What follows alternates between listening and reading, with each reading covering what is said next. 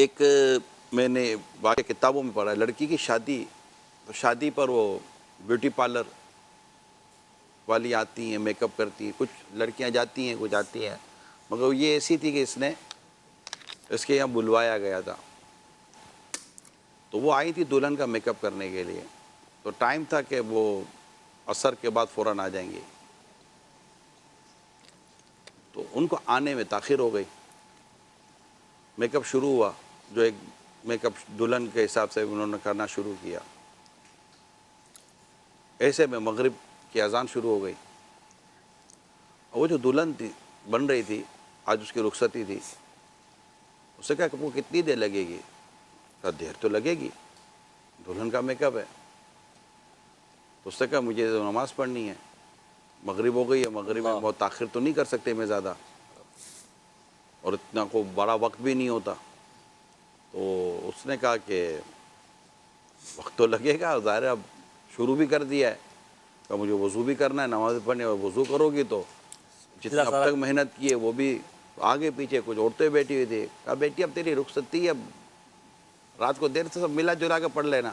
کہا یہ کوئی بات ہوئی؟ غلط بات کی انہوں نے۔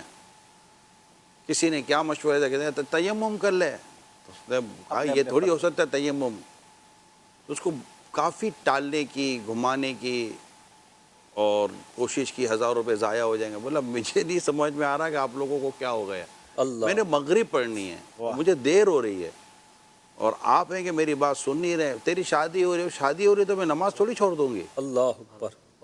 اب وہ سمجھے نہیں، اور صحیح نہیں سمجھے، اس کو سمجھنا بھی نہیں چاہیے تھا۔ اب کوئی آس پاس تعاون ہی نہیں کرا تو وہ کرسی سے کھڑی ہو گئی، اللہ جا کے اس سے وضو کیا، تو اب جو کچھ تیاری ہوئی تھی سارا میک اپ تو سارا وہ گیا، اور جو بال بننے تھے وغیرہ جو بھی ایک انداز ہوتا ہے سارا آگے پیچھے ہوا۔ کتابوں میں لکھا ہے اس نے اتنی خشوع اور خضوع کے ساتھ اور اتنی حضور قلبی کے ساتھ نماز پڑھی، اور لکھنے والے لکھتے ہیں کہ وہاں دیکھتے تھے کہ اس کے نماز سے اس کی روحانیت اور نورانیت جیسے کہ نکل رہی، اللہ اکبر۔ بڑی تسلی کے ساتھ اس نے نماز پڑھی۔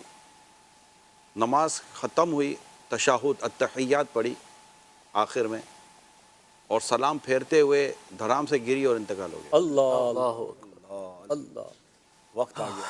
ہائے ہائے ہائے، انتقال ہو گیا۔ نماز پڑھتے پڑھتے اس کو موت آئی، سبحان اللہ۔ لیکن یہی وہ وقت تھا جب اس کو موت آنی تھی۔